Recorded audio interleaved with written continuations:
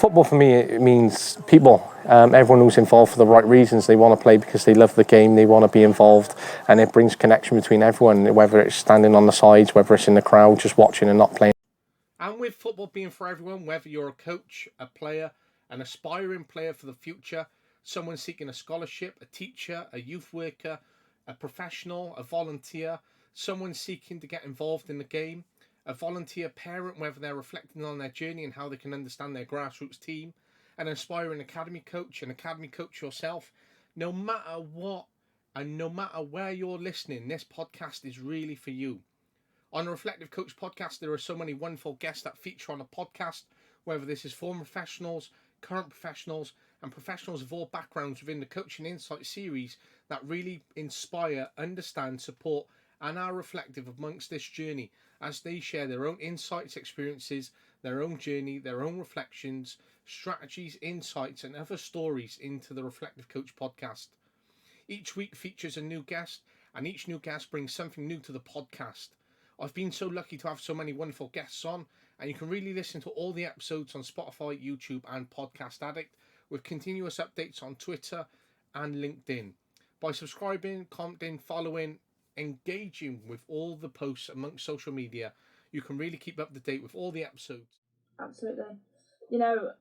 Since it's always been a dream of mine to play football, since I was a little girl, and I think I've got to that age now where there are other options now. You don't have to. It might not be the right thing for you to be a football player. There are referees, coaching options, business, behind the scenes of football, all of that things. There's so much more options now in football. Yeah, don't get me wrong. Like I wanna have a family, but I still see myself as young.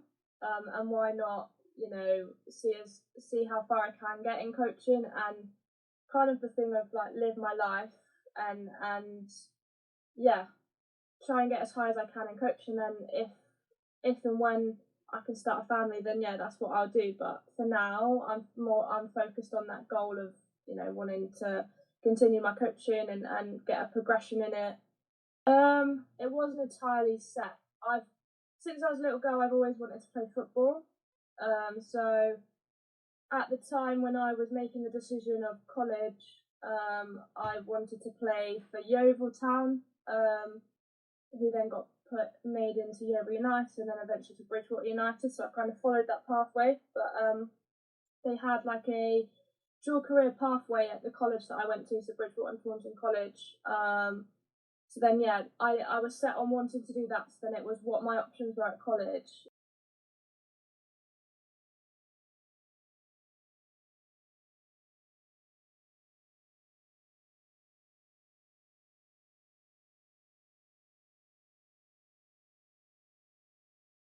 I'm good, you okay? Yeah, I'm good, thank you. Good, nice to see you. Nice to see you too. So typically, usually on a Saturday, people are coaching. They usually, got games and other things going on. But your Saturday seems to be quite free at the moment, which is a good thing, I suppose. Yeah, I'm not. Put it that way, I'm not coaching at the moment. I wanted a bit of a break away from coaching, if that makes sense. Absolutely, I think I'm in a very similar place to you right now. Whereas, I'm working full time in secondary education. I'm studying at uni as well, so I decided to take some time out just to finish up uni and focus on work. And I woke up a little bit later this morning, about 9:30, a nice Saturday, and I was like, you know what, I don't miss getting up at 7:30 for a coaching session in this weather on a Saturday morning at all. No, neither do I. I do not miss it at the moment one bit. Yeah, I've obviously in September I started a new job. So yeah, put in primary school sports coach. So that's very full on, Monday to Friday. So it's nice, and obviously I play on a Sunday, so it's nice to have the Saturday off for a little bit of me time and a little bit of a break. So yeah. Absolutely, because otherwise you'd be working full time, you'd be playing on Sunday, training, and then coaching on top of it. Life seems to fly by every week, and then if you get one night free, you're sort of looking for that night every week just to have off. Yeah, pretty much. When I was coaching last season, it was very much like that, where I felt like I was working 7 days a week. You know, I was working Monday, Tuesday, Wednesday I was playing, Thursday, Friday I was working, Saturday I was getting up at 5:30 in the morning to travel to the other side of the southwest to coach, and then Sundays I was playing again. So yeah, it was very full on. So yeah, it's nice to have, you know, that day on a weekend where I'm not having to do that. So yeah, it's nice. It really is. Very nice, absolutely, for sure. And then you get to do the little things in life which you might not see, you know, during the here and now because you're missing it doing other things like training and games, which is nice. Yeah, absolutely. I was missing that kind of family get together and that family time with my family. Yeah, I didn't really get that last year. You know, when I had breaks from either games getting cancelled or my own games getting cancelled, I could have that quality family time. But yeah, I'm now getting that most weeks now, so it's really good. Good. I'm glad. And well, you've touched upon it. So you started a new job, you play, you've been coaching, you've been at those different levels. But whilst you have touched upon it, I'm not sure whether you wanted to give a more of a rounded introduction of who you are and a bit more into your route into coaching and the experiences that you have had. Yeah, perfect. So, hi guys, I'm Freya Gudge. I'm 20 years old. I've been coaching for about 3 years now. Different kinds of coaching. So for 2 years I worked for a community sports trust in Bridgewater as part of like the charity arm of Bridgewater United, women and men. I also worked for their academy, so I was coaching under 15 girls. We were travelling to kind of Brighton area, Dover, Southampton, Bournemouth, that kind of area. Our only local game was South Gloss, which is the other side of Bristol. And I've just started in September. I changed jobs, or the beginning of August, because I was doing holiday camps for my now company. I'm now a primary school sports coach, so I work Monday to Friday, working with different kinds of children in different schools. I'm literally all over the place in Somerset at the moment. So yeah, it's been really, really nice and a real good variety of coaching that I've had over the last 3 years. So yeah, it's been nice. What a great introduction and certainly a nice rounded background. And well, to be young and 20 and have the options in front of you because you've done coaching, you've done primary school, so you get to work in school education, you've worked in the community side of things, you're part of the youth council and have that sort of contrast. So it's an all-rounded experience which gives you sort of options to sort of bridge into once you start further deciding what you want to do or you start building on an experience, which is good to set you up for where you're at. I know I've been in a very similar position where I've done academy coaching, I've done community coaching for Cardiff City within the community foundation, I've done grassroots coaching, so it's led me to have different opportunities to move into it. So when you've said, oh, I'm having some time out, already emotionally I can connect with as to why you might be having time out from it, etc. And it's good because you've got that community background to also bridge that sort of example with as well. And so you're not coaching, but you are doing primary school coaching. Do you enjoy primary school coaching more than coaching? Good question.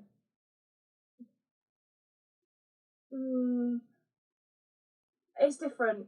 So they're different. I do miss the coaching, so coaching a football team. But I'm enjoying the primary school teaching, kind of sports coaching. It's just I'm working with different kids that have got different kinds of abilities and have got different needs, if you want to put it like that. And yeah, it's just helped me over the last 3 months massively with like session planning, behaviour management, you know, things that were probably a little bit of my weakness of now I feel like I'm stronger at now. They've turned into a strength, which is really good for me, you know. So Absolutely, and I think that's superb to have those two turn into strengths for you. And I like that you touched upon it, whereby you've been able to build on that to turn it into something which is part of your sort of locker and have it available to you because of that. But whilst you touch upon that primary school coaching, it's good and because it is a different sense to coaching because it is more about development and accessing routes for those engaging in schools whereby they can start to look at football teams for themselves, etc. And it's more about that fun concept and how you pack that as a session. Whereas when you're coaching, it's more, detail orientated. It might be that discipline, might be the outcome, might be the intensity, which is very different. So I know when I was doing between academy and primary school coaching, some days I'd go into primary and I'd absolutely love, the fun and the thrill of different types of sessions, and not touching on loads of detail, but just getting the engagement and that concept of the enjoyment out of it. Whilst then the academy was then high intense, and sometimes the table would tip in either balance of what I would enjoy most. So it is a good contrast to have, and primary school coaching can be a very fun place to be. Yeah, absolutely. You're working with, in primary school, you're working with kids that probably aren't that active, and you're in there for an hour's lesson or a 2-hour lesson, and from when you start teaching them in September to now, like some of the progression that I've seen in the kids, like they're enjoying their PE lessons more now, they're having a laugh with it. The behaviour is challenging, don't get me wrong, like that's probably the worst part of it that I hate. But there's means and ways around that, warnings and whatever. But I love it because it's fun, and I get to be that fun coach, and that the big child comes out of you, and that's why I liked being in the community sessions and schools in the first place, was because I know that I can relate to those kids. I was once a little kid that just wanted to have fun in football lessons and PE lessons. So yeah, and then like you said, when you switch that to like academy, I was enjoying that because I could, help players to develop, and I could give my knowledge of playing to the girls that I was coaching. So yeah, it's both is really, really rewarding, and certainly got lots of experience to take out of both of them. So yeah. A good place to be for sure, and it's definitely good whereby you said about that behaviour management, but you are lucky whereby you're in the school, so you have the school policies, you have the teachers which can support you, but away from that, in that community, that behaviour management can be very different because it's community style, not within the school, and therefore your behaviour management alters again, and you might have a warning system, or sometimes that warning system might not work out in the community, for example. So when that behaviour management differs between primary and community, does it differ majorly for you, or is it just subtle little changes? Good question.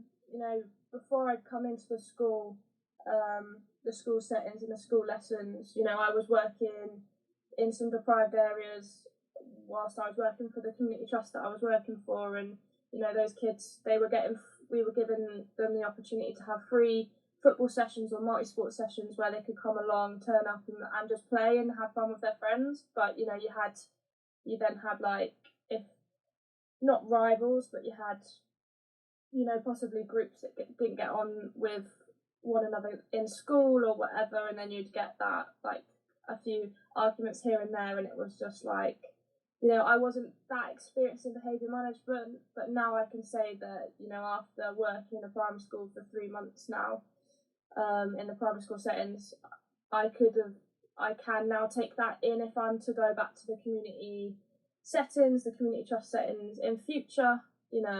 I now can take those skills that I've got now with behaviour management to those and improve on that. That makes sense. No, absolutely it does, and I like that you said that you saw yourself whereby you were someone who enjoyed being a young kid and enjoying what you got out of the sessions, and therefore that was relatable as to why you've gone into coaching and what you're able to bring to it as well. So, if you've been coaching for 3 years and now you're only 20, you started at 17, and 17 can be a good block to start with, because I started at 16, 17 as well, and I know how I went into it, but not as much as I had that concept in my head as a kid that I always wanted to go into coaching. I had no sort of plan or route into coaching that was official. It just happened to be that I had an opportunity to get into coaching because of an opportunity within school through a local authority, for example. But when you were 17 and making that decision at the end of school and that transition, did you always know that you wanted to go into coaching? Was it planned? Was it fixed? How did you go about getting into it? It wasn't entirely set. Since I was a little girl, I've always wanted to play football. So at the time when I was making the decision of college, I wanted to play for Yeovil Town, who then got made into Yeovil United and then eventually to Bridgewater United. So I kind of followed that pathway. But they had like a dual career pathway at the college that I went to, so Bridgewater and Taunton College. So then, yeah, I was set on wanting to do that. So then it was what my options were at college. So I obviously did BTEC National Diploma in Sports Coaching, Exercise and Health. So I kind of made that decision, yep, I'll go down to the sports coaching and see what kind of avenues I've got then off of that. So I think I must have been late into my first year, early into my second year. I got the opportunity to help out and support a coach at a kind of Yeovil United Wildcat session that they were running on a Monday evening on the 3G, where I think we had max about 10 girls turn up each week.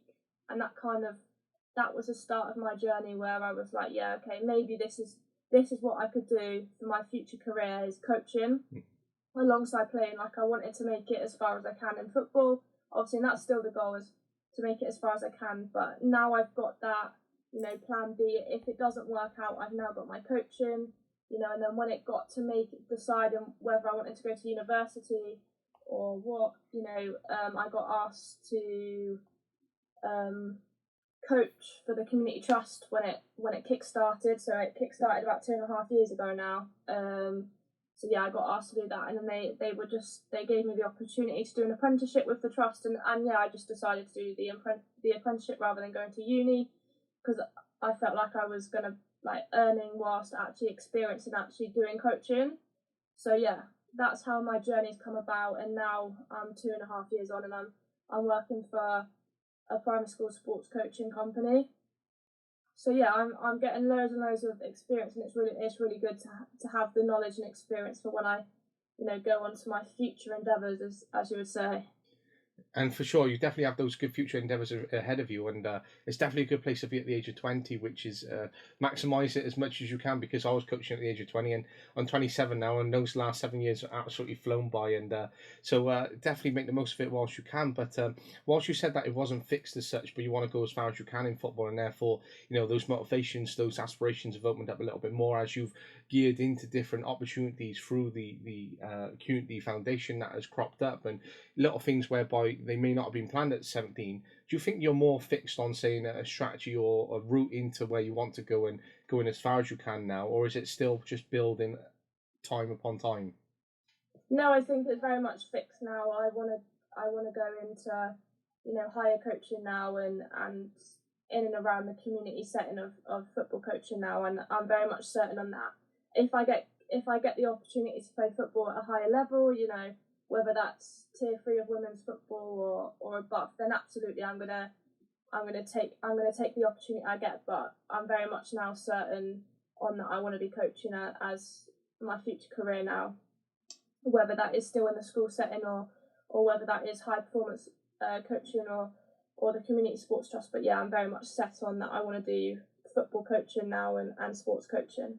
So a life surrounded by coaching, a life surrounded by sports coaching, and obviously, you're still young, you're still enjoying it, you still have the opportunity where the plate is quite free and open at the moment, whereas, the different aspirations and routes into life can end up being, family, end up being children, end up being that, for example. And that might be a very long time away. It might be 10 years, might be 15, for example.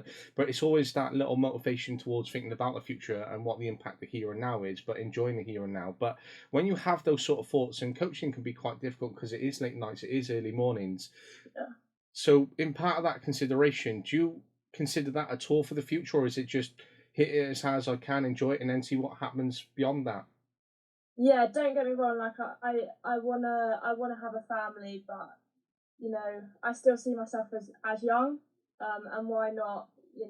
See how far I can get in coaching, and kind of the thing of live my life and yeah, try and get as high as I can in coaching. Then if and when I can start a family, then yeah, that's what I'll do. But for now, I'm focused on that goal of wanting to continue my coaching and get a progression in it, and yeah, just keep improving and developing as a coach. And then yeah, when that time comes, then obviously I will take that time, But yeah, I'm very much focused on coaching at the moment. I love that, and I had the complete mindset at the age of 20, and it was just maybe unfortunate I fell into a relationship at that period of time, and we ended up spending, say 2 to 3 years together around that. But I was so focused on coaching, I was so driven on it, I had that motivation to achieve those levels and still do. But because I was so committed to it, it ended up being a different contrast to what a commitment to a relationship was. So whereas they wanted to go away for the weekend or enjoy those little things, for me it was like, no, we got training Saturday, game on Sunday. There's no chance I can miss that. And even though that was just grassroots football, and sometimes I look back, you know what, I sacrificed that and I could have had a weekend away and it's just a grassroots session. But in that moment of context, like you're so driven towards that, the absolute commitment to what you want to do and what you want to achieve. You only get one life to do it, so you want to maximize that time, especially whilst you're young as well. But if you only have that one achievement and it means sacrificing other things within the process, sometimes that's what has to happen. And then as you get older, you can start to make little tweaks from those experiences and where you are in life to, all right, I'm at the position to do this, I'm at the position to do that. So whilst you're 20 and whilst you can maximize and run away with it, I do it absolutely as much as possible as you can. And I've got no regrets over that relationship breaking up, because as I said, you only get one life, and if you've got that one dream and goal, pursue it as much as you can, because otherwise you're living the rest of your life having that regret of what you didn't try to do anyway. Absolutely. Since it's always been a dream of mine to play football, since I was a little girl, and I think I've got to that age now where, there are other options now. You don't have to. It might not be the right thing for you to be a football player. There are, referees, coaching options, business, behind the scenes of football, all of that things. There's so much more options now in football where you can take, and even if you don't go pro and you don't play football, there's the options to become a football coach. And what better way, if you want to continue your dream of wanting to play football, why not become a football coach? You can still achieve that by seeing how far you can and how high you can get, being a manager, being an assistant coach, being a head coach, being an academy coach. It's all still involved in football, and even like I said, even if you can't make football pro, then you can do that as a coach. I love that. What a quote, and what a certain a reflection point for you to absolutely take away, which I think is really important as well. And again, you've touched upon behavior management being an opportunity for you to have developed as a skill, which you have. But in the background and experience that you have, what has been the toughest challenge at the age of 20? And still being so young, it's not like we're reflecting over 15 years. So I do appreciate it that you've only got that 3-year window, for example. What has been the toughest challenge that you've faced since you have started coaching? So something really personal to me. Last year, a year ago, 2 days ago, I lost my dad. And he was a massive part of football for me. He got me into playing football. He came along for the journey. Then when I started coaching, I couldn't drive at the time for some of it. So he was coming along and taking me to the games. And even when I did pass my driving test, he was obviously coming just to help share the travelling and whatever. So yeah, that's probably in the last 3 years the toughest challenge I've had to come up against, really, in my coaching and playing career. So yeah, that probably is. Well, I appreciate how honest and open that was, and especially when it's so touching, so close to the heart, and so personal. And you could have steered away from it and just said something about a behaviour challenge in a session, for example. But sorry to hear about that loss and what it has. And hopefully your dad is looking on, going, right, Freya is going to do this, she's going to achieve it, and still there within presence. But does that spur you on to fuel what you want to do even further to make sure you do it for him then? Absolutely. I want him to be proud of me. I want to make him proud. He's not here physically, but he's watching, seeing what I want to do. So yeah, it spurred me on massively. As he knows and as I know, I've always wanted to play football professionally, but I think you kind of have to look and reflect and go, actually, maybe, football's not the be and end all, making it pro. There's, like I said previous, there's other options. Coaching's a real passion of mine, and always, I think, always has been, but I've just not known it. Sorry, my dog's No, coming no, in. it's all right. Guest appearance, that's no problems at all. Yeah, you know, making it high as a high coach, a high performance coach, and making it as a community sports coach. You know, that's my passion as well as playing football is my passion now. So yeah, I think it spurred me on massively. And that's good then. And it's good that you still have that sort of thought process behind it, of those ultra intrinsic thoughts and processes which go within it, as well as that emotion, but focus strategic levels whereby you know what you're going to do to manage that emotion to achieve the success for it in the long term as best as possible. And whilst you say about achieving football at the highest levels of playing, and you say you want to do that with coaching, if you get to a point in your life where you're either at a point where you've gone, you know, I've made the most of playing and I'm really happy I achieved the level that I've wanted, but I didn't at coaching, or if it was the other way around and you achieved a lot of coaching and not a football as such, would you be happy with a contrast of one up on each other, or would you want to try and level it whereby you've achieved the most out of most in both categories, or would you be happy on the basis of achieving a lot in one and being okay that you didn't in the other? Yeah, good question. I think, you know, as people keep reminding me, I am only young. I'm only 20 years old, and I've got this whole mindset of I do want to make it in football playing wise, you know, as high as I can. And I am only 20, you know, and I know I'm a female, but the male, you know, Jamie Vardy, for example, he didn't make it till he was 26. Yeah. You know, so yeah, I've got years ahead of me, and I would love, you know, to make it pro, but I would be happy to do that in football. You know, coaching's my passion, and as well as playing football, they always have been. But yeah, I'd be happy if I made it to the highest possible point in coaching I could make. I'd be happy if I've not quite done that in football, but I'm still playing at a good standard in football, if that makes sense. Absolutely, it does. And, you know, as much as, you know, some people might go, all right, you're 20, we're going to write you off. We want to look at those 16, 17, 18 to come through. 20 is such a fantastic age, and I would never write a player off. And it hits nicely on some of the questions that I have later on around that, just how that builds in so naturally. But 20 is such a concept age where not to write you off at all, because you could say play till you're 33. That's 13 years of football that you could play for. So if you had 10 years of professional, wow, what an opportunity for whatever club came in or team to have you for 10 years. But I think it's also a very exciting time as a young 20-year-old player in the female game, as much as it is growing and taking that traction to move forward. What an exciting time to be a 20-year-old accessing the game in the female avenues that are available.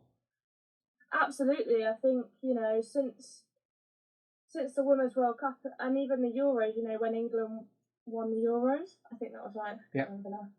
But you know, women and girls football has come on leaps and bounds. You know, we've got more recreational stuff for girls now, where they can just, if they don't want to go, you know, play it seriously, competitive, they can now come and have fun at football sessions, which I'm lucky enough to be able to coach.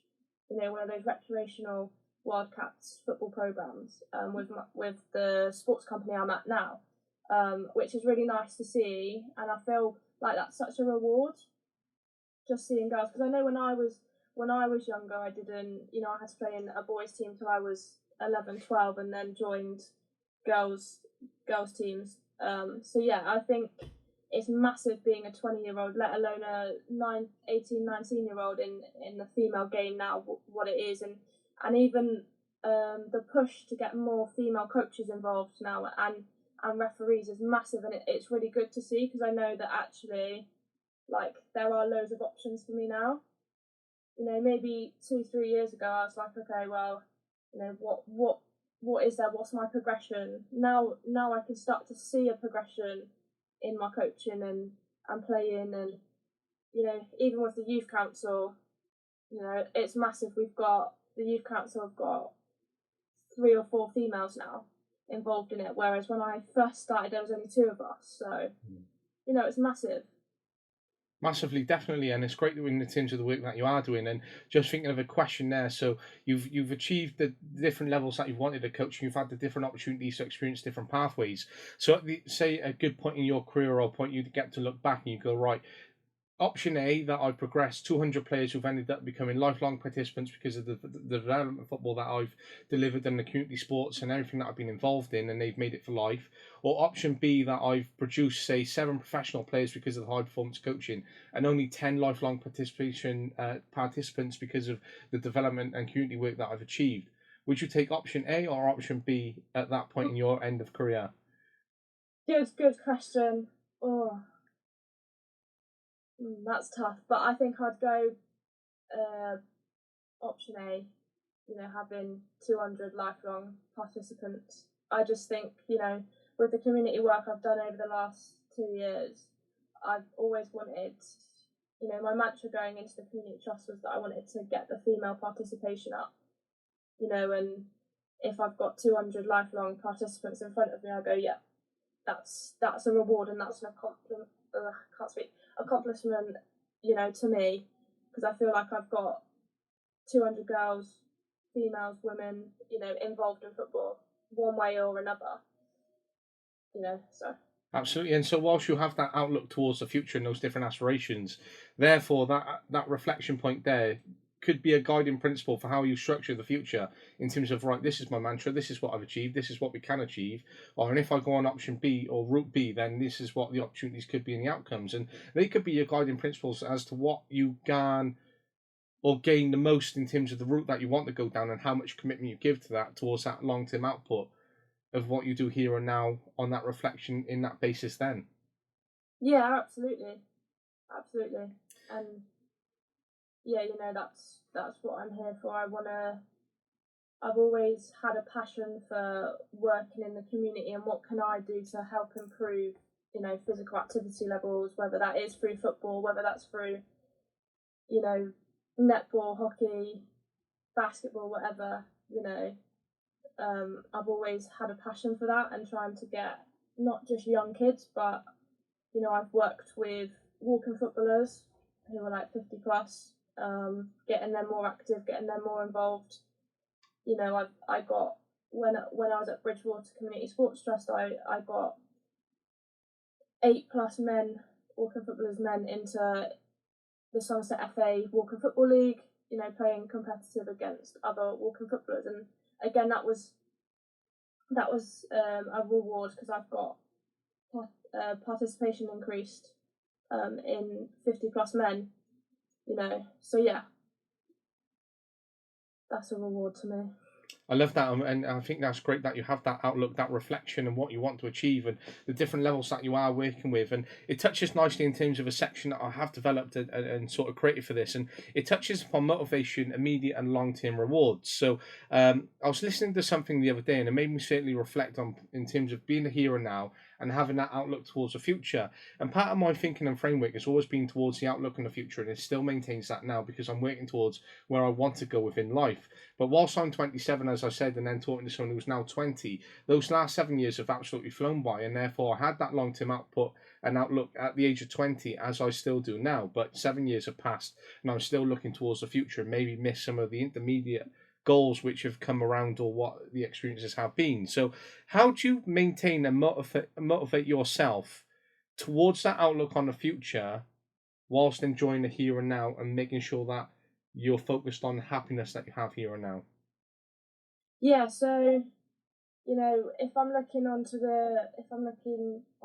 future kind of projects I want to do and how to develop myself, you know, I look at potentially going to university and doing a football coaching and development course where I can help to develop myself into a better football coach and get more knowledge, to kind of progress on in that. If I'm looking back on the here and now, you know, the tail end of when I was working at the community trust, maybe I wasn't happy as such. You know, I enjoyed the job and I enjoyed coaching, but did I feel happy to stay in that job? Maybe not. But luckily, you know, I found my happiness right now in the sports coach, primary school sports coach role, where I'm working with kids day in, day out, you know, helping to improve their skills and develop them as not just, you know, people, but helping their sporting ability in different PE lessons, from dance right through to multi skills. So yeah, I guess that's my here and now. If I'm looking back, going, yep, I'm happy, I'm helping, I'm still doing what I set out to do, which was to help physical activity levels, to increase that participation in PE, and yeah. And so there's two sort of other questions that I built from that in that response. And it's great that you are doing that, and it's great that you're developing the players for the future. But you said about going to university and being a better coach because of what you're going to do at those uni levels. And yes, everyone is the same, and I know that I'm the same from where I go to uni, from where I started, and that is a process for everyone, and hence why university, CPD, higher education, and everything comes with it, especially those environments and how you're going to develop.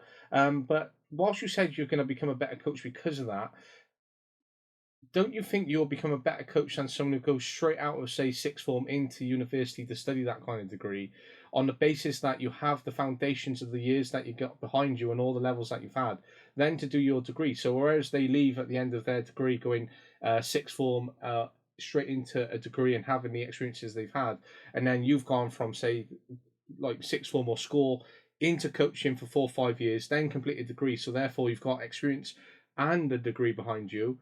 Realistically, if I was looking at both of you on in front of me now, I'd be going, "Well, I'm going to employ Freya because she's got a lot more experience." Whereas you're 4 years ahead of someone who's gone straight out of school into uni. Yeah, I've only thought about it the last few weeks, I think, and I'm coming to the last 2.5 years. I've been doing an apprenticeship where I've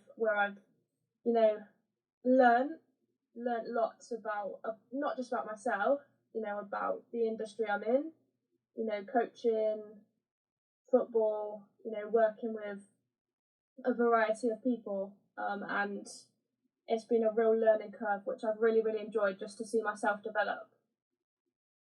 And I've had that experience where I've come out of college and gone, what's my next steps now? Do I go to university, or do I go into an apprenticeship where I can learn, but at the same time I earn money and do what I love?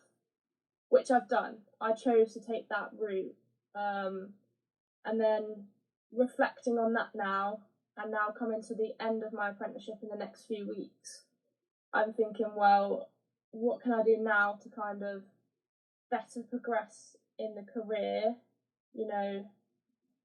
and I'm thinking maybe doing something like a uni course where, like I mentioned previous, where I can gain even more learning, but still having that experience with coaching and being that, sports coach still, but further gaining on my football coaching skills and developing those in more projects and potentially, back into the community setting, which I love so much.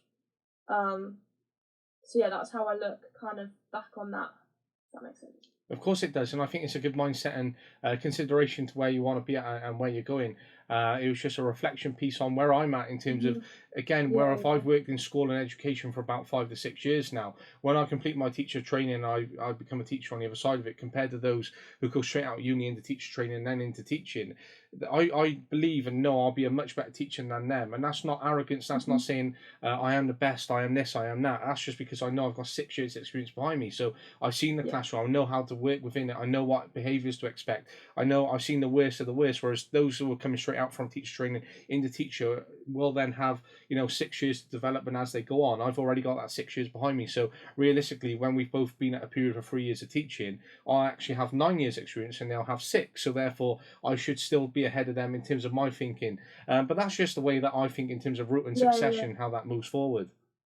Yeah, and I totally agree with what you're saying, in the fact that, whilst, people my age have come straight out of college and gone to university, I feel that, I've come out of college, gone into like another bit of a pathway where I've not gone straight to uni.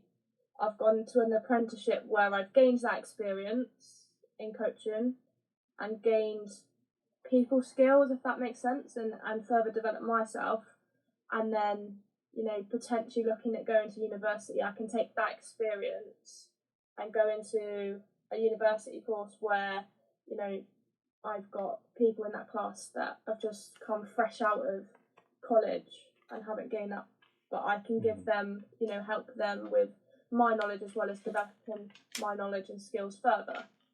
So yeah, I totally agree with what you've said, completely. I love that, and I'm glad that we're on an agreement there, but it's always good to disagree at times as well. But I love it when I hear an agreement and have the same level of thinking. And to reroute back to that question, and, you know, looking at the long term and maintaining the motivation for the long term whilst maintaining the motivation for here and now, because we might lose that motivation towards, or it's in the future, or it is coming, it is that. And focusing that on players and individuals that you work with, it can be hard, because especially at, say, an academy level, you might work with players at under 13, they're like, right, a scholarship is coming, but that might be in 3 years' time. So then that player's like, oh, I've only got like another 2,000 training sessions between then, another 200 games that might come with that. And therefore, they might lose that motivation in between, because they're trying to enjoy the here and now. They're trying to stay motivated here and now, but they know there is an outlook towards the future. And therefore, actually, when they get to that under 16 level and they might be offered that opportunity of a scholarship, that motivation might actually then peak because they've always achieved what they wanted, or it might actually be drawn out of them because they've spent 3 years trying to achieve that. So whilst maintaining that motivation in the current climate and context, how do you maintain that with players for their future outlook towards their goals in the future? You know, good question. I've been a player, you know, for 4 or 5 years now, where I was in a team where the end goal was to get to the first team. So I was in a under 21/reserves team pre-college. The first team were in tier 3 of, you know, women's football. And that end goal for me and that motivation was to get to the first team.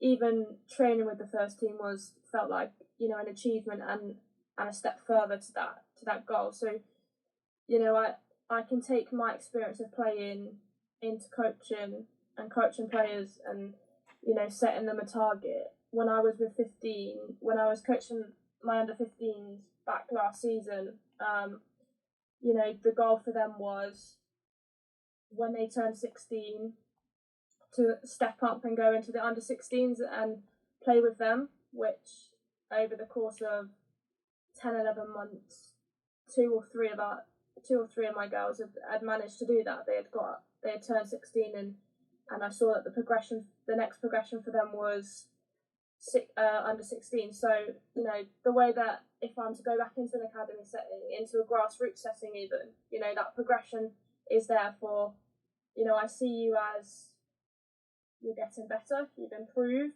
you're technical, you're tactical, it's all improved in the last 3-4 months. That next step now is, can you push further, you know, to get up to the under 16s, to get to the next level now, to get up to the next age group. Even if you're under 16s, can you now be in 16, you can now step up to that adult football, the under 21s, the reserve section. Can you now make that progression where I can see, the other coach can see, that potential coming to the readiness that is 21s football? Can you now progress up to that 21s? You know, so setting little goals for them, even if it's, you know, getting into the starting 11 next week or 2 weeks' time. Can you show us that fight and that hard work that we want to see from you to get to that point? I think that's brilliant again, and you've touched upon it really nicely there.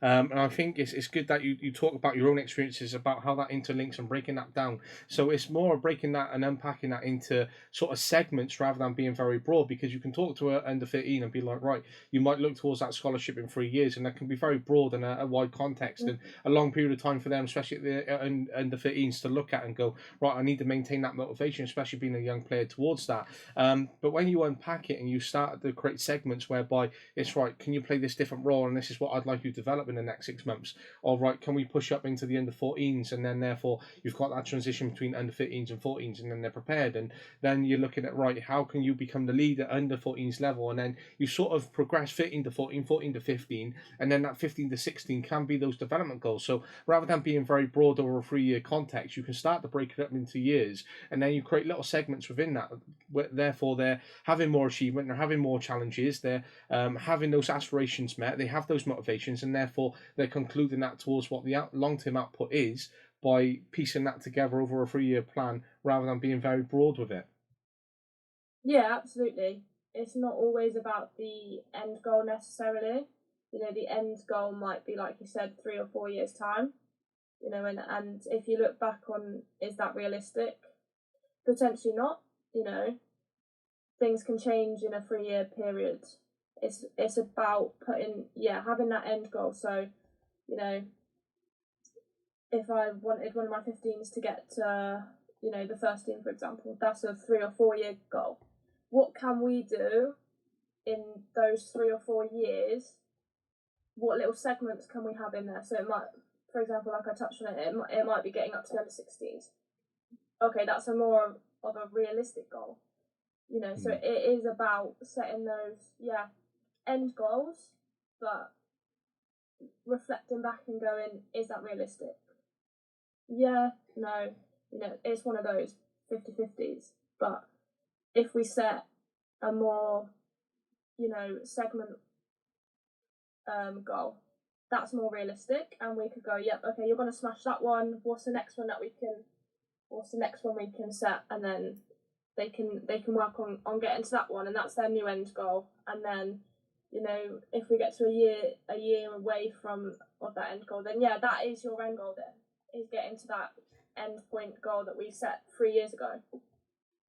So I think that's brilliant. I think that you touch upon those little segments, which is important, but a reflective piece there, how you can then introduce that to play a really important part in terms of that decision making and that framework, which can take you forward. And within that, I think there's a great opportunity to develop a study there in terms of segment orientated objectives towards players' motivations within sport, which could really be something that you could take away for a uni study if you ever touch upon uni. So look at that, the Reflective Coach podcast already piecing together part of the future from some great work which is being done already. But as you touch upon it there, and part of that, which is a really important piece, is emotions. And emotions play in terms of part of both of coach, in terms of your own aspirations and the emotions of your players. So how do you track, and how do we track our own emotions and the emotions of our athletes? And that's combining the perspective of the previous question of those short-term segments and long-term aspirations for the here and now, to try and maximize what we're doing in terms of those emotions, but regulating them in maybe a responsive way that is beneficial towards that route we want to take. Yeah, good, very, very good question. Emotions play such a big part in, anything you do, but in football it plays a massive part. Like, it can tell a good player away from a great player, a great coach away from, a greater coach. And I think passion comes from one of those emotions. How can you show that you're passionate without being over passionate, if that makes sense? You see some coaches that get really, really angry on the sideline if their player doesn't do something right, which I don't entirely agree with, that you should be angry, use that as an emotion. If you look at an example in the men's game, for example, like Mourinho is one of those coaches where he's over passionate and will get angry, but what benefit does that have on your players? Having played in environments, where it's been really, really competitive, and having coaches that are really passionate, and potentially, when something doesn't go right, then, don't get angry about it, but get upset, but how can you show emotion in a way where it doesn't take an effect on your players is a massive thing. Now playing and coaching has really helped me being a coach, because I'm playing, and I've previously had playing experience before I've gone into coaching, and seeing the emotions and behaviours of coaches, that I've had previous, I don't necessarily want to take some of those into my own coaching experience. For me, it's more about how can I develop my players, and at the same time develop them to show emotions when they're not happy with something, or when things are going right. Constructive criticism is a massive thing in my eyes. I think a lot of people like all the positivity, which I like as well, you know, we can't always have criticism, you know, constructive criticism, but it's all about how far can that positivity go. If something's not working on the pitch and you want to bring positivity into your team, into your players, you know, if they stay with all the positivity every game, then that's not going to work, you know, because you've got to be showing results and you've got to be not always winning games, but the results have to show your performance, you know. So I think emotions are a massive thing in football and in football coaching, and I always want to show, you know, positivity, but at the same time, if something's not right, you know, attitude not right, the performance not right, but I know that my players, you know, can do better and can show a better performance, then how can I show that through my emotions? Yes, I'm going to be positive in the way that I say it, but there's got to be some constructive criticism in there. I'm just making a note of that. So as you've been speaking, I've just been jotting little minutes down as I want to reflect back and what you're saying. And I think what you've developed a really nice piece there about emotions, about players, how that reflects as a coach, giving some prime examples and how that might reflect in terms of you know, the professional game, but how that reflects down to maybe the grassroots game within itself. And you've posed some really good questions. So within there, I believe that you put 4 really good questions, which I'm going to go back down and try and piece them back together word for word, because they are some really good reflection pieces, and you build upon them nicely. And I really like the quote which you said about touching upon passion, emotion, and how can you show that as a coach to become better. And again, going to piece that back together to get that word for word. But I think that is such a great piece that you've developed there around emotion, how that looks for his players, how that looks for coaches, how that may be detrimental, but how it can be a benefit in terms of that. And you looked at constructive criticism, which plays a really important piece. And it is something that I've developed into this question, which you've touched upon already, which is going to come up a little bit later on, but builds in nicely. So well done for mind reading the room, I suppose, and getting the question spot on. But it is good that you touch upon that, because there is a way that we can deliver that. And if we put too much emotion into it, whereby you're planning your session around the emotion that you felt, whereby you've lost the game on the weekend, and therefore you want to hammer your players for it, and therefore you hear and see coaches like they're going to be grafted this session because we lost on the weekend. Well, you're basing that session on emotion rather than constructive benefits of going, right, we want the intensity there, not to graft them, but the intensity of going, right, we got this wrong at the back, how can we work on that in scenarios? Yeah, you know, at the moment, I'm supporting a coach at a grassroots team that I played for their senior team. I'm supporting one of the under you know, girls teams, just because I wanted to get back into coaching, but I didn't want to, you know, go proper coaching. So I kind of to support her, I kind of say, look, you know, what happens on the pitch on a Saturday happens. You know, you might get bad results, you might get good results, but how you then structure trainer sessions is don't show that, you know, don't go into the next trainer sessions going, okay, well, they didn't play very well, I'm gonna make them run for that or whatever. You focus it on, you know, what didn't go so well. So it might be passing, for example. So you go into a trainer session and you look at, you know, giving them constructive feedback. Yeah, today girls, you know, Saturday girls, we didn't pass as well. You know, there's a couple of things in that passing that we need to work on. For example, opening up our bodies, receiving our back foot, and then we can play with 2 touches. So then you work that into a little technical activity practice, and then you open that up into like a possession block, where then you've worked on that in the first part of the session. Now making it into, you know, having 2 teams, lots of possession, lots of turnovers, you know, where can then we see that improvement in the passing? Where can we see them opening up their body and receiving on their back foot? So it's ways of taking that the constructive criticism and not completely the negativity, but taking that into the next training session that you do during the week, or whether you do once a week or twice a week, you know, and then how can we build on that? And then hopefully you spent an hour or an hour and a half on that particular thing that they didn't do very well, you know, or needed development improvement, and then you take that into the game and then see, have they improved on it? Yes. Perfect. Okay, so what next development thing can I then take from that and go on to on the next training session, basically. You've put a really nice piece together once again, and just as you're speaking now and as you're saying it, I'm like, is this girl actually only 20 years old? Because she speaks as if she's been coaching for the last 10 to 15 years. But what a fantastic foundation and place to be in when you are establishing these thoughts and these pieces to put together towards those players around that emotion and that experience. How you can already mentor other coaches and take that away in terms of asking those key questions and that terminology, which then plays a really important part. But in terms of that long-term output, that long-term goal which you're looking at, and same for your players, but ideally focusing on yourself now, do you find the pursuit of the reward for the long term and that route enjoyable, or is it that you're looking forward to getting to that point and then building upon there to develop even further of that enjoyment? So are you enjoying the pursuit of that long-term goal right now?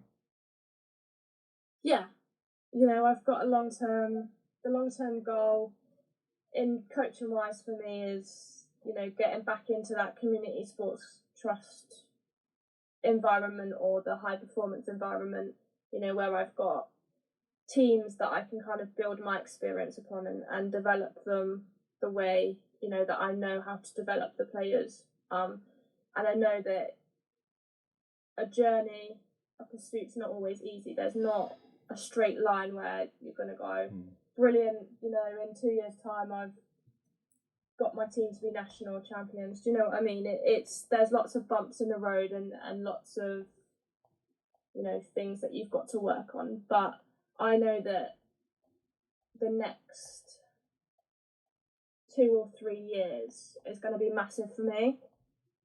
I think I'm only, like I said, like we've said previous, I'm only 20 years old. You know, I've got years and years ahead of me, and if I can in the next few years get, you know, better and develop myself, then absolutely brilliant. You know, that's an achievement to me, and my pursuit, you know, I want to keep developing and learning. Learning is such a massive thing to me. You know, you learn, like they say, you learn something new every day. And I've always wanted to learn further about coaching and, you know, what's the best way to develop players and how can I do that using my own experience of playing myself. And that's why I think a big important part of me is playing football as well as coaching, because I can take my playing experience and, you know, how I've got better as a player, and how I've developed in the last 5 or 6 years of playing. You know, how can I now take that, what I've learned, into my coaching and developing the players that I coach. Again, another important piece. How can you take that from what that you've learned into how you coach in terms of those players? But I'm going to piece that back word for word. But again, those key questions and that important piece where you're able to put that together and reflect on your own learning and how you look towards the long-term future, but making sure that you're maximising here and now to make sure you're giving the best to your players. And you're in a very prime position, because part of this is that I was going to touch upon growth development, self-regulated through learning, and talent ID. So once again, mind reading, which you seem to be doing so perfectly well. But you are in that perfect position because you're working in primary schools and you get to work within education quite naturally, but you're already focused on education in terms of your own perspective and experience that you have. And therefore, that combination of both really allows you to take that forward within that. And then you get to support those players, support those individuals in that self-regulated relearning environment. But the talent ID basis is that you are actually, without going in as a scout for a club, for example, and delivering a session, you're in such a perfect position because you get to be in so many different communities, so many different environments, that you're naturally talent IDing, whereby you can see an individual within primary school, then you might go and see them in the community, and therefore you're able to piece what they're like in and out of school and their overall person. But that's just by natural rather than that default actual perspective of going in there with a scouting mindset. But you can actually identify good players, good individuals by being in schools, and therefore signposting them to clubs by connecting them through the partnership working which you're doing through the community foundations. So it's just a natural place to sort of be naturally to develop and define talent. But how do you define talent then as a coach, as someone who has been in and around it, as a player yourself? I think I don't know if you've seen the quote, but hard work beats talent. Yeah. If talent doesn't work hard, and I'm a very strong believer of that. You know, you've always got to work hard as a football player. You know, and I think that's what's really important with me, and that stayed with me. If you give 110%, if I ask you to give 110%, you know, and you do that, then that I'm happy with that. Do you know what I mean? So I could go. Prime example is at the moment, I'm doing community football sessions on a Friday evening with one of my colleagues that I work with. We do it for our for obviously extra curriculum for our company. We do a Wildcats football session on a Friday evening, and that's obviously that Wildcats is for girls 5 to 11-year-olds that don't necessarily want to play competitive and are coming as recreational stuff and just coming to have fun with their friends. It's an FA-led project. And I really love coaching on that one. There's a couple participants that, you know, at the start needed lots of development and, you know, coaching and how they could improve their technical ability. Now we're looking back probably going on 6-7 weeks now, where one of those girls is now training for a competitive and playing for a competitive grassroots team. And me and my colleague have signposted her to that team. The team being one of his teams. So yeah, it's really nice to see that, you know, within 6-7 weeks of mine and his coaching, the particular individual has managed to develop quite a bit, and, you know, is now playing for a grassroots team.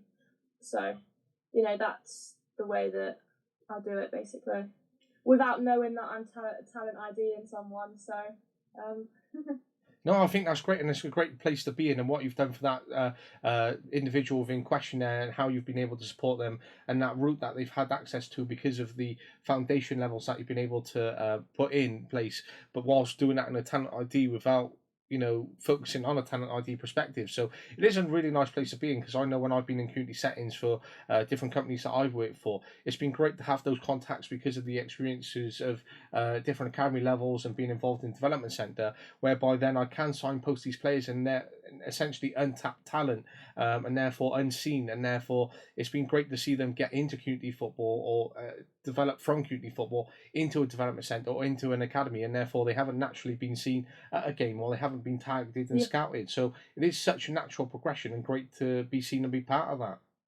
Absolutely. I think if you're looking back on community sessions up and down the UK, you know, not just in Somerset or not just in Devon, or, you know, I think community sessions where you've got individuals on a particular programme, I think they're, like you said, they're unseen, and because they're community sessions, you don't have people come and watch them.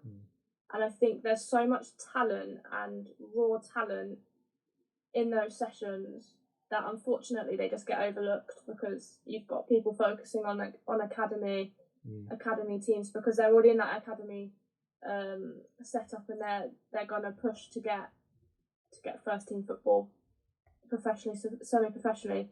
So I think it's really hard environment to be in. But when you've got community coaches that, you know, coach grassroots teams, and they're like, yeah, you've got raw talent there, and if we just develop you a little bit more, you're going to be ready. You know, you're going to be really ready to get into that grassroots setting. And that's, you know, obviously not qualified to do that, but just a coach. But, you know, it's really nice to see that progression and that natural progression and talent that did go unseen but now isn't going unseen, you know, and she's now progressing and she's doing really well in that competitive setting. So yeah, it's really nice and it's lovely to be able to do so. And you might actually see more in a player in a community session than you would in maybe a grassroots session or maybe in a structured session and environment, because they're a lot more free flowing. There's a lot more fluidity to it. They're able to express themselves a little bit more. They're natural. They're raw. They're within an environment that might be more challenging, whereby they're surrounded by some more challenging individuals because you're out in the community, and therefore there are more barriers. There are more different individuals and personalities that come into that environment. So already you can understand how they piece together those relationships, how they might react, how they might be naturally and raw within that session in terms of technical ability, how they might respond to coaches, how they engage with them because they are out in the community. So I think there's a lot which you can really take away from watching them in a community session, in contrast to going towards more of a structured and developed session, whereby there are a lot more guidelines and frameworks that go with that, for example.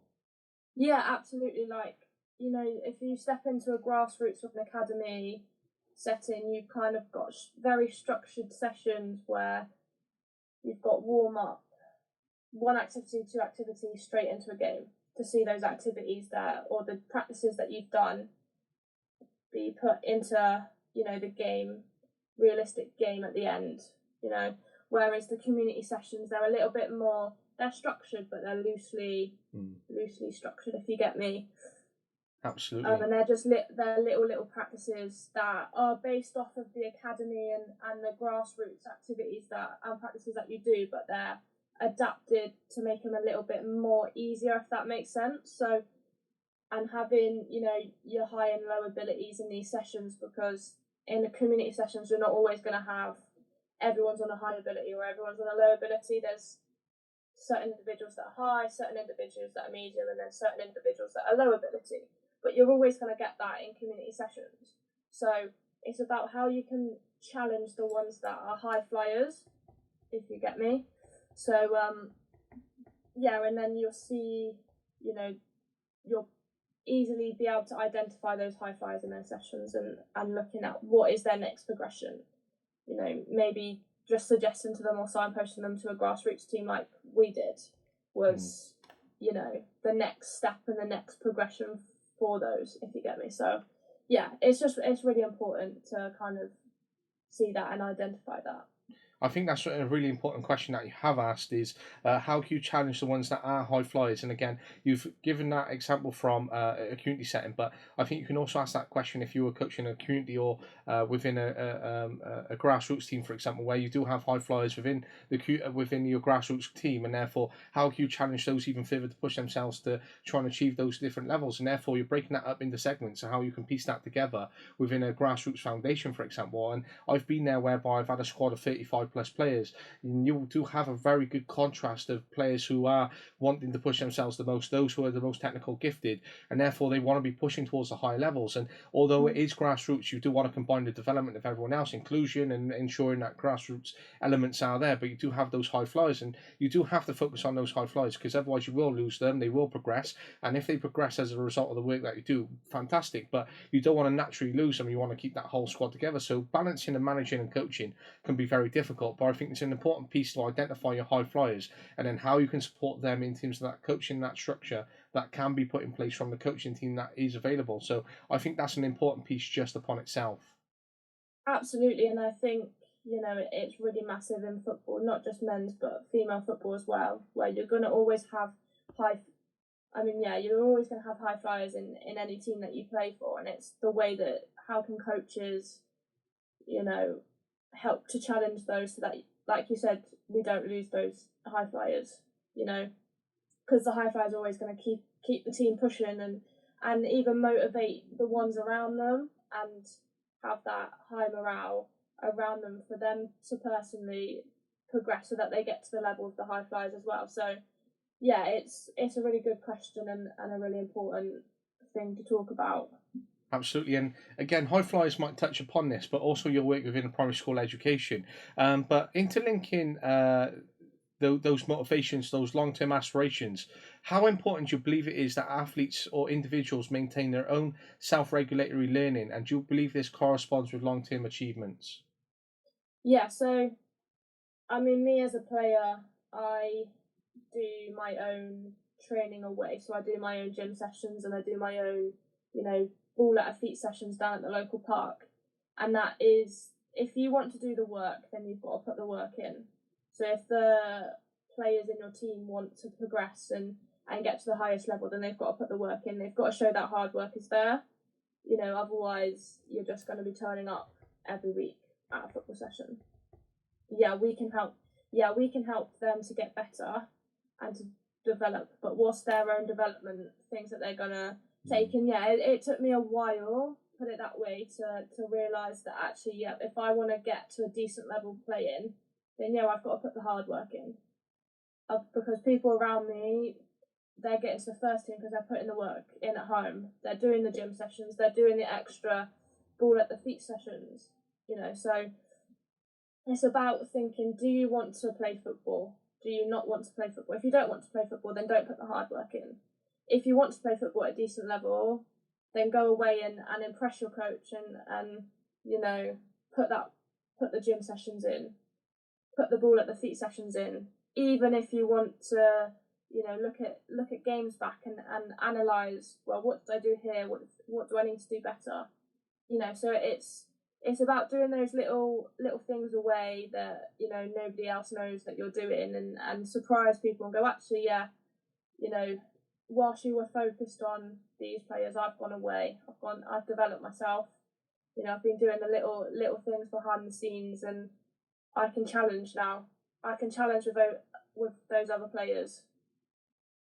I think that's great, and I think that you asked two important questions there about whether you want to remain a footballer and how that looks, and if you don't want to, how that then corresponds in terms of an exit route, or maybe accessing other partnerships or other ways of accessing sports. And whilst asking those two questions and being a development coach within your sort of background and environment, part of those two questions is, have you developed part of an elite mindset towards being a player?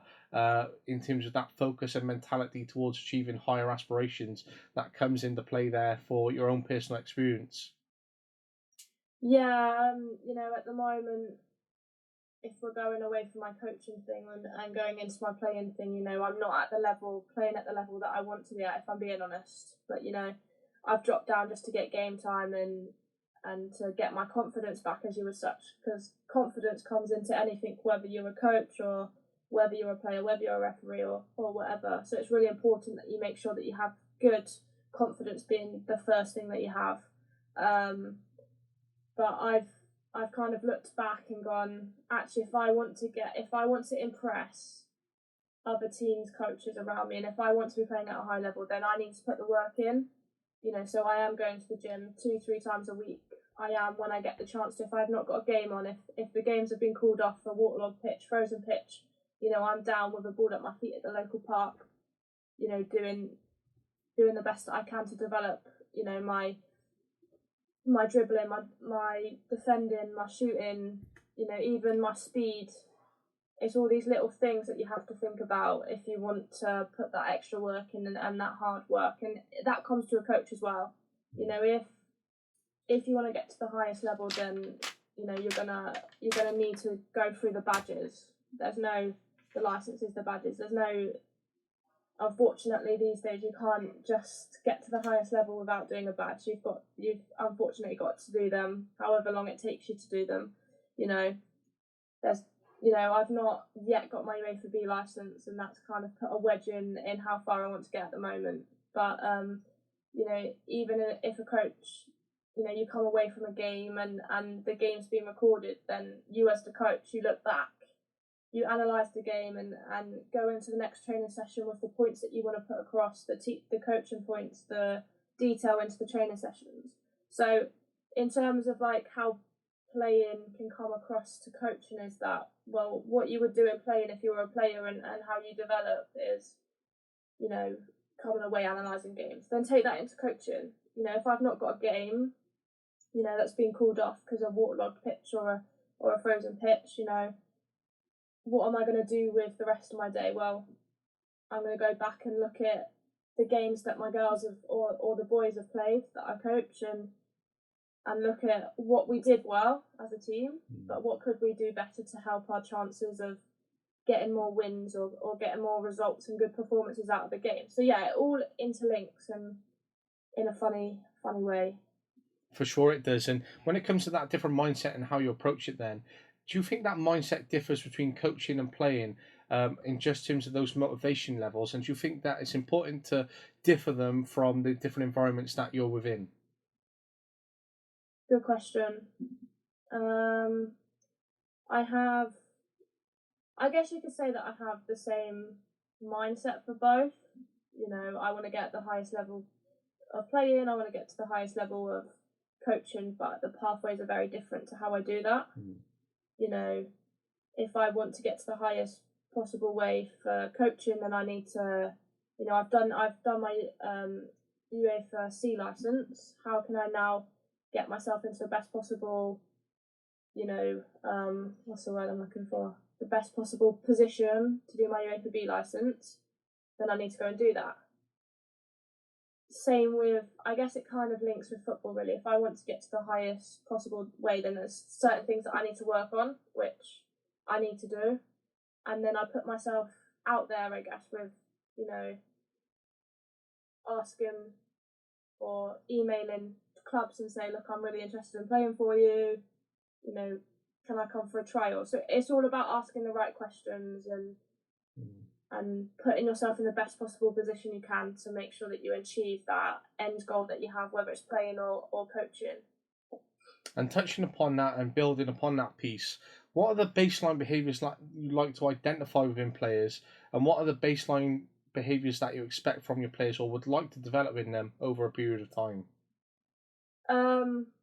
I guess the right attitude. If you don't want to be there, then, you know, I'm not going to stop you from leaving. You know, if you don't want to be in the right attitude and you don't want to be, don't go. Do you know what I mean? I'm not gonna work my hardest to get the best out of you and to get the best, you know, detail and development across if you don't want to be there, because like you're not just wasting your time, you're wasting my time and you're wasting the rest of your teammates' time. So if you show me the right attitude that you're going to work really, really hard, 110% you're going to give an effort, and you're showing, yep, I actually do want to learn and I want to get better and I want to put myself in the best possible way possible, then yeah, that's what I want to see at the end of the day. Like any other coach, you know. And I think that hits in terms of that high aspiration for those players, in terms of what you expect from them, in terms of your environment, that performance, what you're giving to them, and the importance piece of time that you are delivering within them. But those baseline behaviours which you are going to develop in them, but also achieving those and attaining those high standards, whereby they have to maintain and expect to achieve those to be part of that environment, because they're going to underperform, or they might underperform, and therefore they're not achieving the standards that you're setting in, the coaching standards that you've instilled, and therefore they're undermining those principles and outcomes and expectations within that. So again, that interlinks with that self-regulatory learning and that commitment towards that growth and development piece, which is so important for them to take away within their own intrinsic internal motivations towards achieving that in the future, of how they can take that away, whether they're being coached by you, coached by someone else, or in any other environment, which is an important piece for them to maintain that motivation and commitment towards. Yes, absolutely. And at the end of the day, it's all about motivation and mindset. If you get yourself in the right mindset and you have the right, I guess, people around you and you have the right motivation, then you can achieve anything. Anything is possible. If you don't get yourself into the right mindset or motivation, then it's kind of like, well, you know, why are you here for? Do you know what I mean? So, you know, if you get yourself into a positive mindset, yes, okay, maybe the team aren't performing well, but how can I put myself or in the right position, or how can I, you know, give my best and give the development and detail across that I want to give to them? How can I then do that to make sure that we are having better performances and the results are showing because we've had a good team performance? So yeah, it's all about getting yourself into the right mindset and motivation. And once you've done that, you know, you're gonna be flying. I completely agree with you there, and part of that is you do have experience coaching within an academy, and therefore you do have that experience within the community, and you've also got that mindset that you're trying to achieve what you want in football and trying to have that mindset of pushing yourself towards higher levels, towards those future aspirations. But when you have coached in that, say, elite or high performing environment within the academy, do you find it difficult then to return into that mindset, into a development role and a development environment, or is it something that you can easily switch to? Because that's something that I found hard. When I was coaching in the academy, we had very high standards, high intensity. Again, the development piece, the enjoyment piece had to be there, and it was there.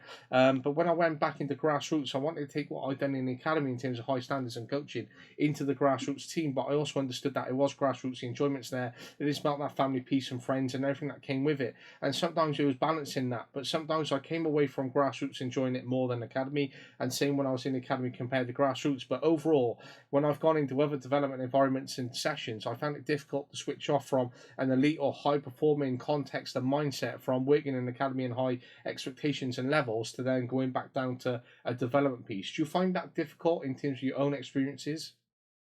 Yeah, I found it hard to start off with because I was coming from predominantly working a year in community sessions, and then the next year I was juggling both community and academy, and being academy, like you said, where it's very competitive, you've got to make sure that the players are getting tactical, technical, physical, and the social and psychological, sort of, the four corners of the development of players, and then going back to community where it's like very relaxed, and maybe the participants that you kind of coach aren't technically or tactically great at football. Do you know what I mean? So it was hard to start off with, trying to juggle having to do really high intense technical sessions, planning for them, whilst also planning for the development and the relaxed structured sessions, if that makes sense. So yeah, I did find it to start off with a bit of challenging, but once after a month or so, I kind of got into the routine of actually, they are very different, and you've just got to be able to adapt, them in the ways that are possible to get the best out of both of the jobs, if that makes sense. So. And that builds in nicely to a psychological input output, and what you might label as mind management in that sense. So when thought and process is mind chatter. So mind chatter is a series of thoughts that show up from a series of conditions and therefore present thoughts of an athlete or individual, such as anxiety, cautiousness, and questions posed to their performance or abilities. So when it comes to managing that mind chatter of yourself in terms of playing and coaching and knowing those levels that you want to achieve, and that mind chatter could come in and create an anxiety or cautiousness about how you approach, how you want to get to those levels. Are you able to get there? You question your own ability. You question how long that may take, interlinking with those long-term aspirations, and maintaining that motivation. But how do you manage your own mind chatter to make sure you're focused, to make sure you're dedicated, to try and take away some of the anxieties, but to try and push them and build them into motivation, and how that can build the foundations, how it's going to progress you even further then? Yeah. From someone that I suffered from anxiety in the past, and I still do to some extent. And anxiety, I think, is a massive thing in football as well. Where if you don't get the best out of something, then you get anxiety. Like, you get quite anxious about it. So from personal experience, injuries has been a real big thing in my football journey. I've had a couple injuries that have put me out for a month or 2 months, that were really hard to come back from, very low confidence, which lasted for quite a while with me, and ultimately gave me anxiety every time I played games. So if I want to take that into my coaching, and if I'm coaching a elite girls team, like I did last season, then I know from personal experience that some of those girls are going to suffer with anxiety in games, in training, because they want to be at the best level they can be. And how can they do that when they've got other teammates that want that same goal as well, and are pushing not just for their position, but are pushing for a position that they want to be in. So it's about, okay, yeah, I've gone through that anxiety of, having to fight for a place because I'm coming back from injury, or I've had an injury and it's, left me on the bench, which isn't a nice feeling. So I'm like, well, how can I give the girls the right, I guess, coaching and development, so that they, aren't aren't getting injuries, so that's strength training. Like, you know, they're quite young at that point, 15 to go to the gym kind of thing. But, you know, what can they do away from training sessions to make sure, you know, recovery, warm-ups, cool-downs, stretching, that's going to stop injury. So that's one worry away. You know, they don't, if they stretch and they cool down right, then that's preventing injuries occurring. Not saying that injuries won't happen because they've warmed up or cooled down, but they've put themselves in the best possible position to prevent that. Then it's next, well, what can I do? You know, I've got to make sure that I'm coming in with concentration and focus into the training sessions so that, you know, I've not got the worry of not being in the starting 11 each week. So it's like the little things, you know, that I've taken from me personally playing over the last few years and how I can help and, you know, support the girls or the boys that I coach, you know, last season, or if I'm going to go back into coaching, you know, next year, then how can I help them to stop that, to stop their worry and, you know, their anxiety because of little things. So yeah, that's the best way that I do it. I think that's a good piece of how you get to do it, and an example of what you've done. And that may result in terms of social exclusion, because obviously you've been injured. You might be out for a period of time, and therefore you're not ingrained within the squad as much as usual. You're away from training. You're having to do individual training on your own. You're not maybe involved in match day, or you might go and be injured and therefore not involved as much in terms of the warm up, that inclusion, etc. But when you've had those social exclusions, and therefore you've been affected by self-esteem, confidence, anxiety, and maybe you've been presented your image of, right, how can I achieve these levels if I'm out injured? How is the coach and the management team going to perceive me? Are they going to think I'm going to be a weaker player when I've come back from it? And then you start to think and create this anxiety about what people think of you, your ability, and those thought outputs. But how did you manage your own social exclusion to ensure that it wasn't social exclusion as such, therefore it wasn't an issue? You know, I was turning up. I would go to training sessions even if, you know, I was still injured. I'd go to training sessions and I would, you know, make sure that I'm part of it so that I've not excluded myself fully from the team. And because I know that people say, oh yeah, when you're injured it's the worst part, but it's not. You know, the injury you can help yourself out massively if you're doing the right recovery and the rehab, doing your exercises, making sure that if you go to the gym you're doing the right strength training or the right exercises to make sure that you're strengthening that injury so that it doesn't occur again. But it's the after, when you come back in and your confidence and your esteem is at an all-time low and you've got to get that back up. But when you know, when I was playing, we did return to play, so you would start at 20 minutes and then it would go to 30 and then it would go to 45 and then it would go up to 60 and eventually you'd get back to the, you know, full 90 if you were starting every week, you know.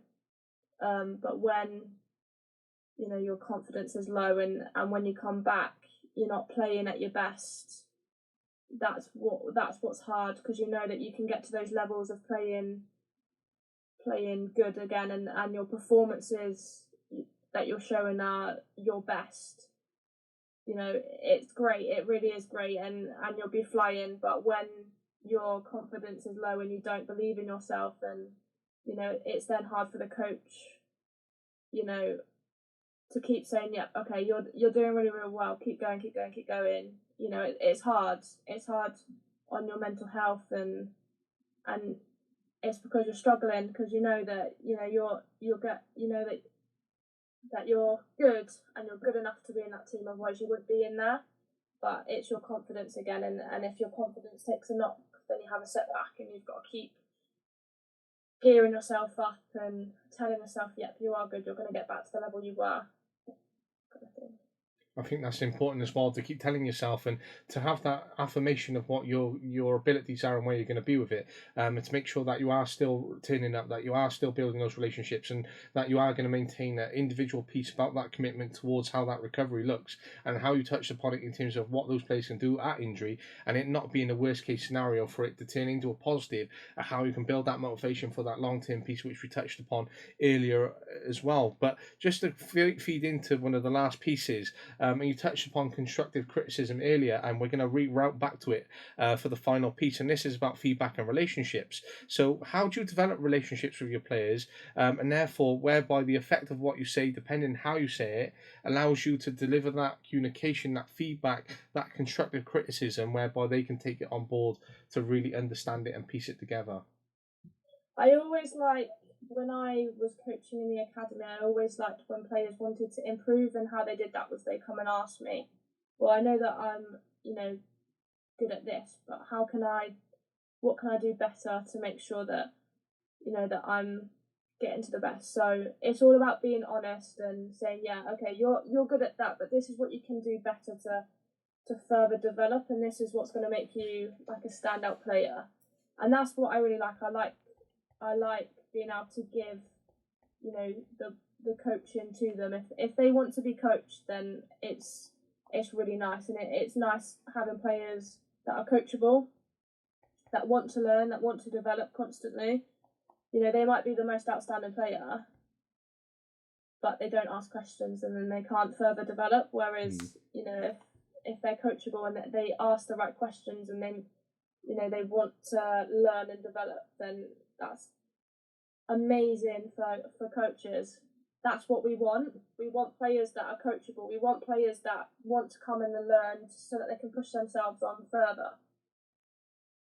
I love that, and it answers the second question that I had together, of how you develop a feedback process, or how have you developed a feedback process for players to understand. But you've already answered that within that question, and how you piece that together. So overall, it has been nice because it's taken us through a nice contrast of, a background experience, motivation, immediate and long-term rewards, talent ID, growth, development, and self-regulatory learning, psychological inputs, outputs, and mind management, touching upon what mind chatter is and how that looks, constructive criticism and how that then feeds back into feedback and relationships, and piecing that all together in terms of your overall experience, boundaries, and consistency as a player, as a coach, and what you want to achieve long term, to really then piece together how that looks for players, how that looks in the development environment, how that looks in community, how that might look in a primary school, how you've been in the academy, and what your long term outputs are as a coach, as a player, and those levels that you are going to achieve. So it's ended up naturally piecing together so nicely because of the great work that you have done, what you do, and where you really want to go in life. So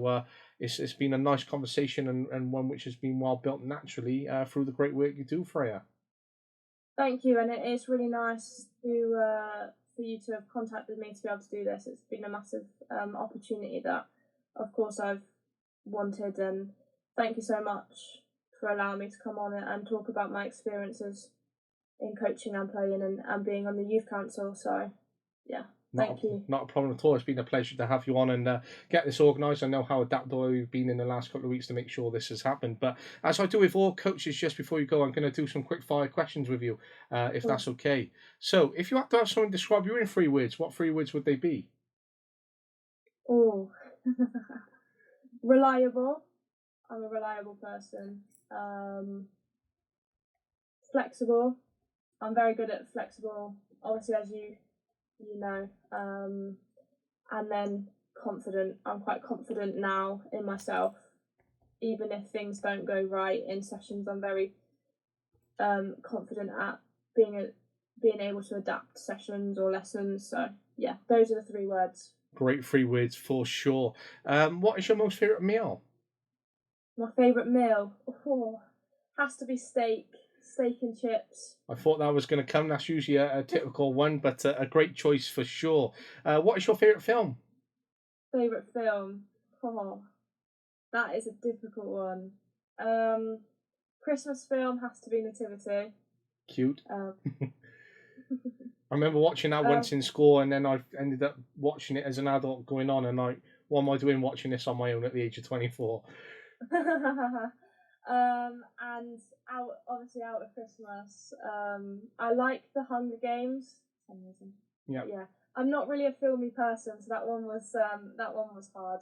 No problems at all. If you could move to any country to coach, where would it be? America. Yeah, I'm completely with you there. What a place to be in terms of what I see Absolutely. online and what comes with it. It looks incredible. If you could spend a day with any coach or manager, who would it be? Ooh. Emma Hayes. Just really, love what she's done with Chelsea women over the last 10 or so years, and having now her going over to America to be, the Team USA women's coach is an absolutely amazing thing. So yeah, I would love to spend a day with her, seeing all her, coaching tips and the practices that she does to make sure that she gets the best out of her players. So yeah. I think that's a brilliant choice, and I'm not sure if you've seen the Chelsea women's documentary, but that is definitely one worth the watching. That's something which made me buy into Emma Hayes and the women's team a lot more, just because of that insight that came with it. I'm a Chelsea fan anyway, but hence why I watched that. But I was like, whoa, look at the job they're doing. So I hope that they produce another series to go with it, but definitely worth watching just for those insights there. I'll certainly add that to my watch list to look at. I definitely would. You might have already answered this, but it might be slightly different. But who was or is your role model? Lucy Bronze. Yeah, she's obviously the football player, not a coach. But I think what she's done in her playing career and started. I can't remember where she started, but she's gone from like Man City to Barcelona. I mean, that's any girl's dream or any boy's team to play for Barcelona. So I think, her journey through football, and she's probably classed as one of the best right backs in the women's game. Just her defending and 1v1 situations and her crossing, really class. So yeah. Absolutely. Great choice for sure. If I was to come to you in, say, 6 months' time, I present to you option A and option B. So one is to be a full-time player and you can go to any club and have the greatest experiences. You can move, you can transfer, but you have a career as a professional player, but it is without coaching. Or option B is to be a full-time professional coach at any club, any level. You can be a manager if you wanted to, an assistant. You could be with Emma Hayes. You can do whatever you wanted and have experiences, but that is without the playing experience behind you. Would you take option A or option B? Oh, good question. But playing has always been my dream, so I think I'd have to go with option A. I would, if I'm a Liverpool fan, but I even said, like, if Manchester United women came knocking, I would have to say yes, I think. So yeah, option A at the moment. Not a problem at all. I love that one. If you had to give a top tip to any coach, what would it be? Believe in yourself. If you don't believe in yourself, then the players won't believe in your coaching. And I think from someone that's struggled with belief, I think that's a massive thing. Always believe in yourself. The minute you doubt yourself, then you need to look at what you're doing. So always believe in yourself. A great quote for sure. If I was to give you a magic wand to change the game entirely or change it any way at all, what would you do? Ooh. I don't know whether this is controversial, but football to be equal, men and women's game to be equal in everything, I think. I mean, women's still not fully there yet with the men's game, but it's 60% there, I think. Yeah, I'd love for it to be equal. Men and women get the equal opportunities. I think that's such an important piece, especially as what we may have seen in the news over the last few weeks with an individual from the female game. But what is one job, if you had any choice of the job in the world, whether that be coaching, whether that's a CEO, whether that's a management role, whether anything in sport, what would it be that if you had the choice of that job, what would it be? Ooh. A professional footballer. If you weren't a professional footballer and you weren't coaching or involved in sport, what would you be doing? Oh, I'm a really advocate and I'm really passionate about mental health. So I'd love to set up a foundation for mental health and to take to do projects that support people with mental health. So yeah, that would be mine outside of football. Interesting. You never know, you could combine it as well with the experiences that you have, so the work that you do could elevate it. Bit of food for thought. Absolutely, definitely consider it. I would. If you could recommend one book, what would it be? Simon Sinek, I think it's called Always Start with the Why. Yeah. Why you do something. Really good book to get into. It talks about the golden circle of why, what, and how. Why you do something, how you're going to do that, and what you're going to do to be able to do that. So yeah, very motivational and very, again, it's really reflective of personal development. How can you, ask yourself why first and foremost, and then what can you do to develop that why? I think that's really important as well. What does reflection mean to you? Reflection means looking back on something, starting with the positives, what you've done well, and then looking to see what your areas of improvement are. I love that. And the final question is, what is one thing you enjoy most about coaching? Seeing players develop and having fun, but at the same time playing competitively and winning games, and developing themselves as players, even if they struggle with certain things. Really seeing that development and that really hard work and resilience in getting past that weakness or that thing that they're struggling with, and striving on for bigger and better things. Well, what a way to finish such a wonderful hour and a half spent with you. And although, as you said at the start of it, coaching, working full time, playing, coaching, that combination, and trying to break away to take more free time away, but yet in the middle of an afternoon on a Saturday, committing, almost 2 hours towards a podcast and still around sport and sort of, in a way, working and thinking. I really do appreciate it. And, especially on a Saturday, which is a bit of a downtime for you. But it has been great to have you on, as we said. And, honestly, to be flexible and adaptable, to have you on, and to those insights. And as I said, this is like speaking to someone who's already been coaching in 10 to 15 years. So continue what you're doing, continue those motivations, definitely stay in touch. But I think in terms of what you've achieved so far and where you're going to go with it, keep doing what you're doing, because it's going to take you a long way. Thank you so much. I really appreciate it, and being given the opportunity to come on here and talk about my experiences. It's been really grateful. So thank you so much for inviting me on, and I've loved every minute of it, just talking, and hopefully this will help someone in their coaching or their playing career, whatever they strive on to do. So thank you so much. Not a problem at all, and I firmly believe that it will. So thank you again for taking that away, but enjoy your weekend, enjoy your Saturday, and go and have some relaxation. Thank you, you too. No worries, see you later. Bye-bye. Bye. Something really personal to me, last year, a year ago, 2 days ago, I lost my dad, and he was a massive part of football for me. He got me into playing football. He came along for the journey, then when I started coaching, I couldn't drive at the time for some of it, so he was coming along and taking me to the games, and even when I did pass my driving test, he was obviously coming just to help share the travelling and whatever. So yeah, that's probably in the last 3 years the toughest challenge I've had to come up against, really, in my coaching and playing career. So yeah, that probably is.